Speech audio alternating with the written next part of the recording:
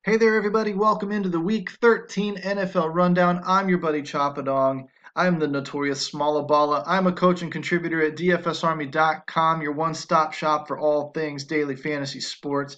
Head on down to the comments section, click the link, click the like, click the subscribe, all the good stuff down there. The link also, use the coupon code CHOP, C-H-O-P. Get that 20% discount each and every month. Every sport, every tool, every coach, everything we have to offer unlocks at the VIP tier for you.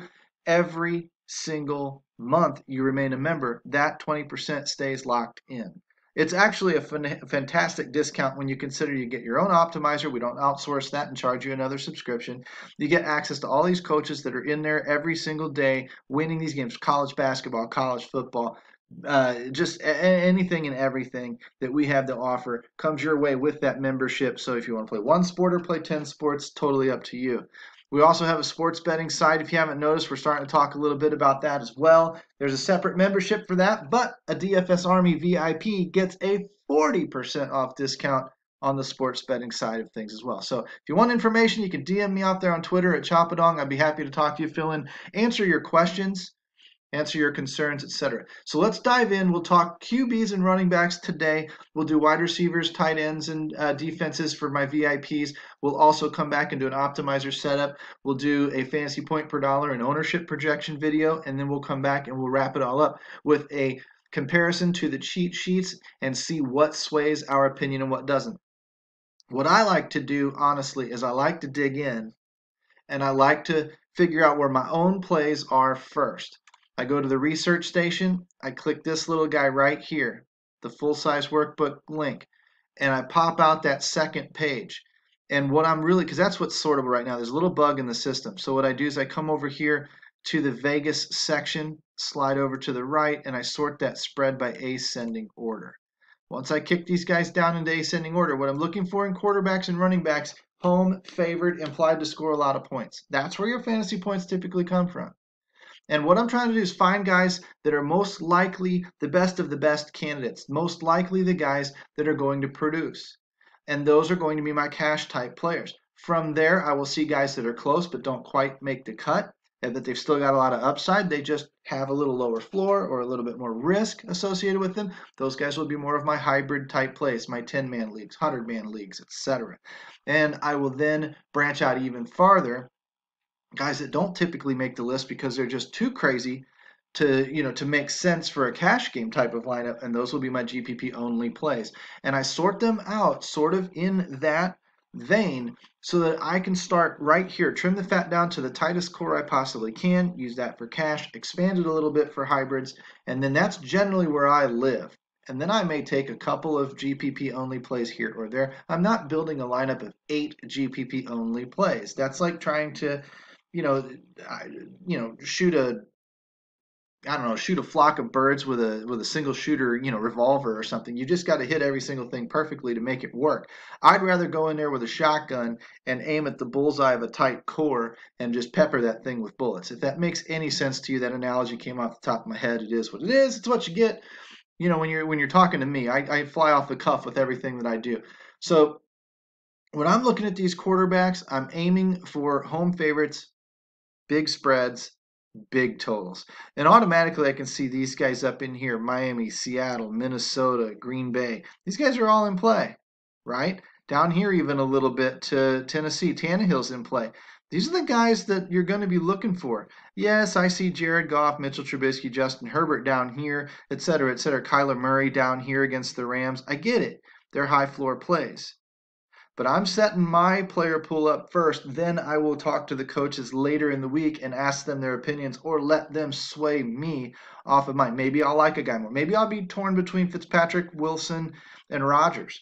And then somebody will say something that makes me think about Tannehill or something like that. I don't know. What I know is I find my key plays now and then I adjust as the week goes on. Okay?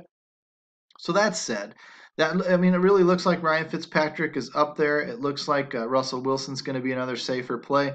It looks like Kirk Cousins, believe it or not. That looks like a Dalvin Cook type game with that 9-point spread, but Kirk Cousins can throw the ball. If he gets Thielen back or something like that, he can have himself a decent day. I just don't like the guy's floor, typically. Aaron Rodgers, of course, can sling it, depending on how he gives the ball to Aaron Jones.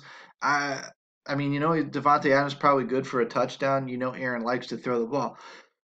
I don't trust Ryan Fitzpatrick in cash. I don't care if he's the top of the list. I just don't. I've been burned by him too much. I could use him in some kind of a hybrid scenario because he makes sense. Link him with a Parker or something like that. He makes a lot of sense. But I just don't think he carries the floor. I think that Russell Wilson's probably leader in the clubhouse here. I think that Rodgers makes some sense. I don't know about Tannehill, depending on how they're going to use Derrick Henry. If it's a Derrick Henry day, it ain't a Tannehill day. And it looks like later in the season, it looks like Derrick Henry's starting to get some more use. I don't need to go too much lower on this list. I know there may be other guys that people will talk about, but I just don't need to go that much lower. Deshaun Watson, Kyler Murray, a little bit of it, and Justin Herbert are three guys we've been using an awful lot. Taysom Hill even against Atlanta. But to be honest with you, he's not at home. I don't know how they're going to continue to use the guy. I want the guys that are at home, they perform better. I want the guys that are favored, and I want them to implied to score a bunch of points. So again, this is the wheelhouse I'm sitting in, and I'm not going to use a road quarterback when I've got a bunch of home quarterbacks taking advantage of the situation. So we're just going to be picking from that list. If I come over here and look dollar for dollar price wise on FanDuel, I might be, Wilson, Rodgers, that's a little high priced, but it doesn't look like there's a lot of other safer options to pick from. I look over here on DraftKings and I see a much similar situation, but it's more palatable to even look at a Kirk Cousins. And I can't believe I just said that. So we'll have to wait and see how that one pans out throughout the week. But these are the first few guys that we're going to be looking to for our scoring. When we go to the running back matchups, we're looking for a few more things. But we start with that home, favored, implied to score a lot of points. That's a pretty common theme in fantasy success. And so I can take that spread and I can ascend it as well and then look for the guys that are running in the points. And of course, I'm going to see those Miami running backs up top. If you can find the one that's going to get the work, good on you. But I come down here, Carlos Hyde, again, probably not. If Carson's in there, it's a great spot. That's probably one of the spots I would lead with this week because he's been injured lately. He's probably a little bit underpriced as well. All the way down here, well, 8,000. That's not all the way down, but it isn't 10,500 for Dalvin Cook. And really, a decision is going to be Dalvin Cook or Derrick Henry. So what I can do here also is I can come over to the stats page. I want rushing attempts. I want guys that are getting around 20 touches a game if I can. So I'll take this rushing attempt and I will automatically filter it out. Greater than about 16 carries per game. So let's call that 15.9. Take 16 and higher. And I've cut down to my RB1s. And apparently, I just lost Chris Carson. So I'm not interested in that necessarily. I want to at least keep a Carson type in. So where was he? He's sitting at 10.6 attempts per game, splitting with Carlos Hyde. That's not a good situation. I would have to go into my NFL research lab, and I'd have to look at the past couple of weeks when it comes to Seattle running backs. And what I want to see is how much usage was Carson getting when he was in versus our boy Carlos Hyde. So rushing analysis tab, neat tool if you guys haven't used this before. Very, very cool tool. Team, come down to Seattle. Let's take a look. Carson, Wilson, Hyde, DJ Dallas even a little bit. But these are guys that aren't necessarily being used anymore. Once your Carlos Hyde, Chris Carson's come back, this is who I'm really wanting to compare to. You can see Russ is going to take off a couple of times a game. But you can see that when Carson got hurt, he disappeared, right? And where did he come back last week? I know he got some love, but I don't see his little blue in here anywhere. But I do see that Carlos Hyde got 14, 15 carries. It was off for a couple of weeks and then got 14 back last week. So, that's your situation for your Seattle type of, if Carlos or Chris Carson's back in, you can expect 14, 15, 16 touches out of him unless he's hurt. If not, if he's not in, it looks like Carlos Hyde's going to get that work.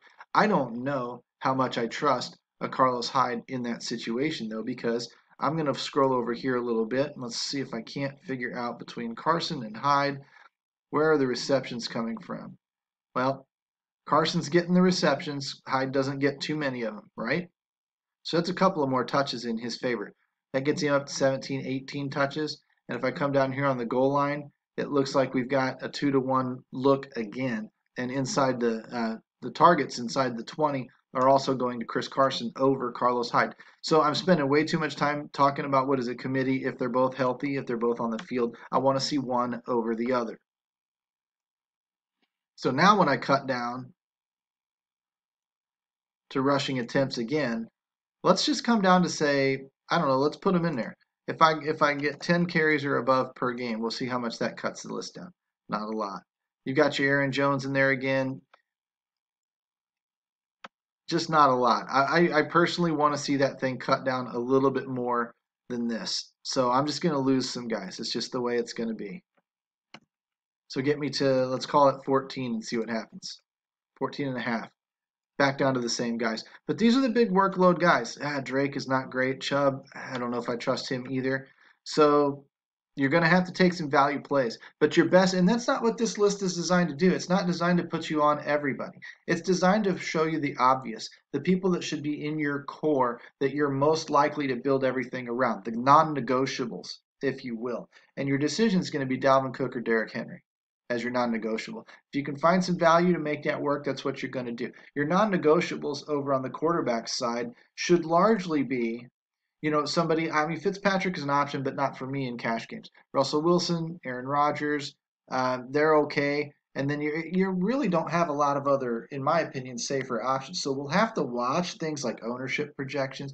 We'll have to watch things like coaches talking out there in our forums at dfsarmy.com. That'll help us solidify, but for right now, that's what I'm looking at. I'm looking at Russell Wilson, maybe Aaron Rodgers or Ryan Fitzpatrick, maybe a Kirk Cousins or a Ryan Tannehill. And that's really about it for options. And when I come over here to the running back matchups, I do like the Seattle situation, but I'm looking more at deciding between Dalvin Cook and Derrick Henry. Who else would I pick? That's going to come down to some deeper research and some things that I'll share with my VIPs when they ask me questions, but not something that I'm just going to hand out to the public. Come back. We'll talk wide receivers, tight ends, and everything. I will narrow it down: home, away, favored, targets, implied points, garbage time, all that type of stuff we'll talk about. And then the next video after that is when we'll start digging into the domination station for what we really, really look for when we're building cash lineups, and that's value and ownership. I've got a couple of really cool tools there at DFS Army for you as well. If you're not a member, you come to the NFL tab and you come over here to the NFL Chalkboard and you take, I mean, you already saw the research lab. This thing does targets, it does snaps, it does rushing stuff, it does everything. But look at this baby. This thing tells you exactly where you should be going for cash. Last week it was between Josh Allen and Patrick Mahomes. Justin Jefferson was right there. Keenan Allen, solid pick. Stephon Diggs, right there. Dalvin Cook, we were all on. Didn't have a great game, but he didn't hurt you too bad because we were all on him. Naeem Hines, Brian Hill. These guys sounding familiar to you? Even Derrick Henry was up there a good bit. Travis Kelce or Darren Waller. I mean, these are the guys that the sharp players are already using in cash games against you in your head-to-heads, your 50-50s. So you want to find a tool that quickly shows you where all the sharp players are headed so that you can kind of play a little game of copycat and get past all of the low-hanging fruit that is the recreational player out there. You open up the NFL Chalkboard and you get to work.